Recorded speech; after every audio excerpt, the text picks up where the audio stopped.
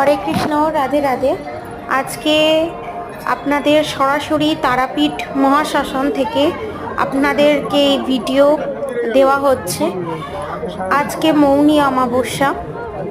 এই অমাবস্যায় আজকে এই তারাপীঠ মহাশ্মশানের এই স্থান দর্শন করে যে কোনো মনস্কামনা বললে সেই মনস্কামনা পূরণ হয়। এই মন্দিরে তারা মায়ের স্বয়ং চরণ আছে, আসল চরণ। তো আপনারা এখানে সমস্ত মনস্কামনা বলে নিজের মনস্কামনা পূরণ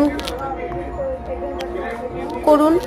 এবং এই মৌনী অমাবস্যার বা এই মৌন অমাবস্যায় সম্পূর্ণ পজিটিভ এনার্জি গ্র্যাব করুন।